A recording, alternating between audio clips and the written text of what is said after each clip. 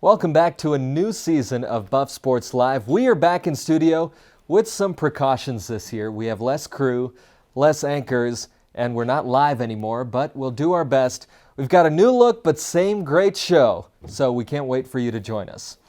And I'm sure you've heard by now the news that all Pac-12 sports would be postponed until after January 1st, 2020. So that means football, volleyball, soccer, cross country, and golf all won't be happening this fall. The winter sports, including basketball, will be cut short since most of those seasons start in November. Now, the coaches of all of the sports reacted to this in a Zoom press conference with reporters, including a pretty upset Tad Boyle. Shock and disbelief. It's disappointing that it feels like, listening to medical experts or following what is recommended by the medical experts has become a political issue. When for me, it's not political. It's just, I'm very happy to say I don't know, something. And I'll listen to the people that do know that. But, the truth is we just are where we are, and we have to take, I talk about finding the blessing in the storm, and we're certainly, in stormy times. There was a level of disappointment when I spoke with the team yesterday afternoon. And I would say it affected not only the team, but it affects our coaches too. I've been coaching every fall for 33 years. Well, after that, we have some optimistic news. Maybe Tad can be a little happier from the conference. They announced last week that they'll enter into a partnership with Quidel, a corporation that can test student athletes for the coronavirus daily. These tests are expected to be available to teams by the end of this month. Larry Scott, the commissioner, says the quick testing will allow teams to be more confident that their players are healthy before they take the field. So fortunately, in our backyard in San Diego, this company Quidel, a leader in this point-of-care, immediate result testing, we have a relationship with them, and they're going to be able to give us access to enough tests to test all of our contact sports daily, starting in early October. Yeah, we're going to have a couple of machines in every one of our training rooms.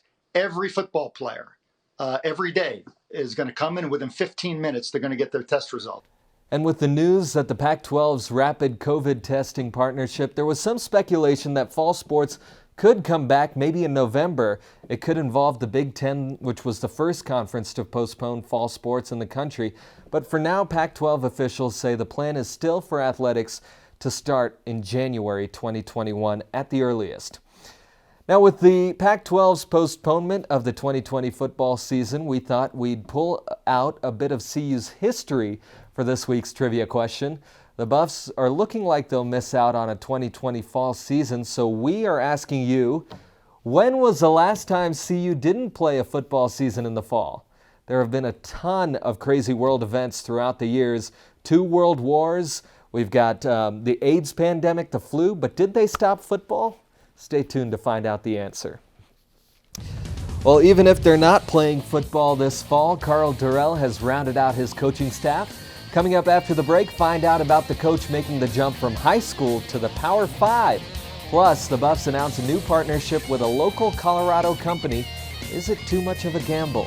Stay with us. Please record in Mike and Q Talent in 5, 4, 3, 2, 1. Mic up on 2. All right, take 1. And fade camera 2. Take 3. Ready, red. Roll red. Take cam 1. Take red. Take it. Come on, roll red. Let's go. All right. Hey, what are you doing? I'm just calling the show. There's no show.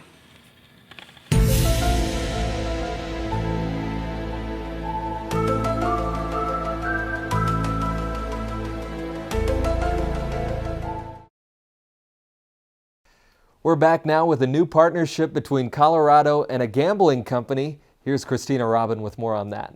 Colorado played their cards right by signing a deal with a premier global gaming operator. PointSet and Learfield IMG College are now the corporate sponsors and media rights holders for CU Athletics, and we're not joking around. The exclusive partnership is one of the few unique deals between an NCAA Division I program and a sports betting operator. We are committed to working with responsible corporate sponsors who conduct business ethically and who are the best at what they do. As the U.S. sports betting industry continues to expand its footprint, PointsBet recognizes the importance of proper education as well as responsible gaming awareness. PointsBet is in the process of constructing a new North American headquarters in downtown Denver. The deal gives PointsBet visibility during games for promos, advertising, and a spot on radio broadcasts and media channels. So now we can all sit back, watch football, and make money at the same time. Thank you, Christina. Well, it's not just the athletic department working to make money after the NCAA's decision allowing athletes to profit off of their name, image, and likeness. Athletic Director Rick George announced the creation of the Buffs with a Brand program. He said it's a three-pillar program for athletes to capitalize on their time at CU and beyond. Now, those would be personal brand management, entrepreneurship, and financial literacy. George said the relationship with partners like PointsBet would help athletes learn more about creating their own brand. Well, someone who's already made his own brand is Colorado's new offensive line coach, Mitch Rodrigue. He's got a blocking system named after him, and he's one of the new additions on Carl Durrell's coaching staff. Matthew Logan fills us in on all of Durrell's new hires. To say that 2020 has been a transformational year for CU football is a massive understatement. With the departure of head coach Mel Tucker, CU brought in a multitude of coaching changes. After the hiring of Durrell, CU began the process of rebuilding their staff with the hirings of 4 different coaches. First was QB pass game coordinator Danny Langsdorf, who has worked previously for Oregon, Nebraska, Fresno State, and Oregon State, as well as an NFL stint with the New York Giants. Second was tight ends coach Taylor Embry. The son of former CU tight end, assistant, and head coach John Embry played college football for the UCLA Bruins and worked as a part of the coaching staff for the San Francisco 49ers. It's a good sign if your tight ends coach says his pledge of allegiance is the CU fight song. Third was cornerbacks coach Demetrius Martin. Aside from playing football for Colorado and Michigan State, Turner has coached for several prestigious high school programs and Pac-12 schools such as USC, Washington, UCLA, and Arizona. Last but certainly not least, we have the offensive line coach Mitch Rodrigue, inventor of the road blocking system, which many programs have purchased to use on their practice fields. Coach Rode is perhaps the most colorful character in Pac-12 football, maybe even the nation. With CU being his first Power 5 job, he's worked as an offensive coach for Nicholls State, Southern Miss, South Alabama, and Louisiana, as well as spending several years coaching high school football in Alabama. Here's a clip displaying the Louisiana native's comical personality. I'm old school. I'm not into the social media as much as all the other coaches are, and maybe I'm behind the 8 ball a little bit on that. But I've always found that genuine conversation, talking to mamas and daddies, and being honest is always really good. I think that I've always found it to be my philosophy that you create a relationship that is so strong, a bond that is so strong with a kid, that at the very end, he just doesn't want to tell you no. Now back to you, Vinay. All right, thank you, Matthew.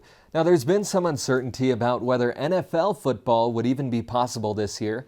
But after last night, the 2020 NFL season is officially in full swing, and there are some forever Buffs itching to hit the field and maybe even score some fantasy points. Rookies like Laviska Shenault, he's starting his first season with the Jacksonville Jaguars this season, Davion Taylor, who made the Eagles roster, and then, of course, there are veterans like Chidobe Awuzie playing for the Cowboys, and Philip Lindsay, who after 2 amazing seasons is now fighting for some playing time with the Broncos. And lastly, of course, the veteran kicker Mason Crosby, who's entering his 14th season with the Green Bay Packers. They'll all be playing on Sunday. Well, one Buff who's not turning pro is McKinley Wright, who said he'll be coming back for the next basketball season. After the break, we'll tell you why he's staying. Plus, Tad Boyle reaches way back into his past for a new assistant coach. We'll tell you who he is. We're back in a moment.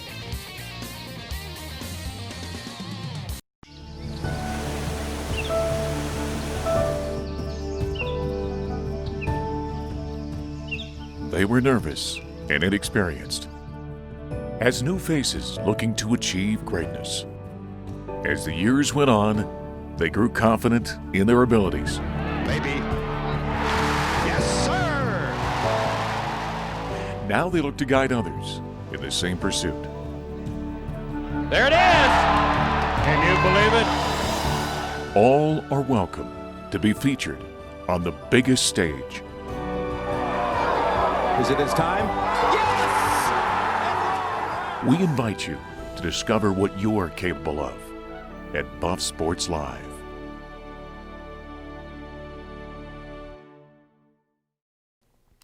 We're back now. We have some unfinished business, and so does McKinley Wright. That's why he said he'll be staying for his senior season. After his junior year was cut short, Wright wants another chance to play in the NCAA tournament.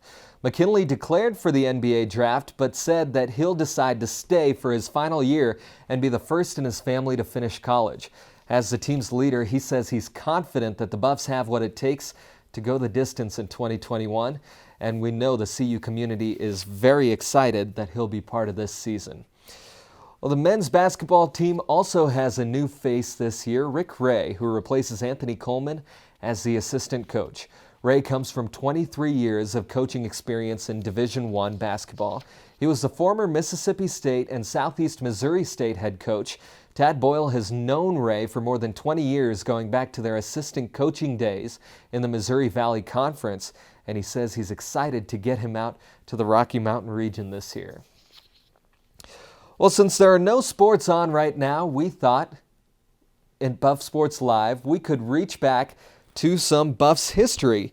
So we're starting a new segment called This Week in Buffs History, where, like the title says, we reach back into the archives for some special events. And today we'll go back 49 years to September 11th, 1971. Colorado was at LSU for their first game of the season. The Buffs started the season unranked. LSU was 9th in the country, but fans of Colorado said the Buffs had control of that game from the very start. Legendary head coach Eddie Crowder unveiled his triple option. The Buffs led 10-7 at the half until Cliff Branch broke a punt return for a touchdown, sealing the victory for Colorado. They ended up winning that game 31-21. After that game, Colorado stayed on a roll, beating number 6 Ohio State 2 weeks later and ending up with a 9-2 record in the regular season until the postseason, where they beat number 15 Houston in the Astro Bluebonnet Bowl, finishing the season number 3 in the final AP poll. Another reason that was such a big game, it was the first game for Voice of the Buff Larry Zimmer. Here's what he remembered from that game. To my very first game that I broadcast for Colorado. Oddly enough, I grew up in Baton Rouge, Louisiana, and I was an LSU Tiger fan. And I used to sit up in Tiger Stadium and pull for the Tigers, but I always knew I wanted to be a broadcaster, and I'd look up at that press box, say I want to be there someday. Well, in 1971 I was in that press box, but I was broadcasting for the other team, for the Colorado Buffaloes. Well, great memories all around. Speaking of memory, you'll need an even better one to remember the answer to this week's trivia question. We'll have that for you after the break. And we'll be right back on Buff Sports Live. 3, 2, 1, we're clear. Hey Rach, have you heard about the Buff Sports Live desk troll? There's no such thing, Jake. In 1992, he bit an anchor's foot clean off during the show. No way. She mispronounced a name! We're back on Buff Sports Live. Unbelievable women's basketball game last night. Wendy B. Kennard was amazeballs. Well, the show must go on. She had a triple-double in 60 minutes of play as the Buffs went on to win.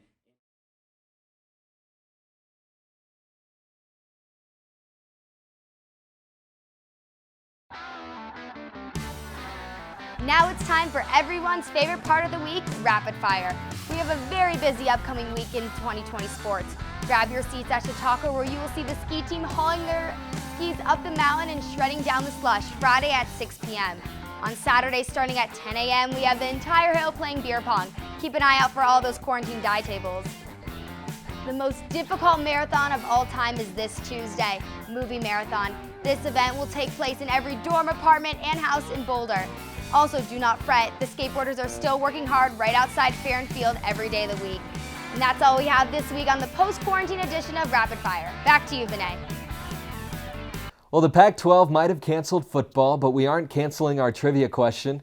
Earlier in the show, we asked you, when was the last year CU didn't play a football season in the fall? And the answer is 1889. That year, Benjamin Harrison was inaugurated as the 23rd U.S. president. The Eiffel Tower opened in France. Steve Jones started his career at CU, but Colorado did not play football. Their first season was 1890, and they've played football every fall ever since until 2020. The coronavirus did what the flu pandemic, World Wars I and II, the Gulf Wars, and the Kennedy assassination couldn't do. That snapped CU's 130-year streak of playing football every fall. Wow. Well, I'm ready for 2020 to be over. I think we all are waiting for 2020 to be over. Which brings us to our tweet of the week this week. This is from the account Sports Funnies, and they summed up 2020 with this video. Take a look. Yeah. That's how I feel. That's how I feel. That's it for us on Buff Sports Live. We'll see you next week.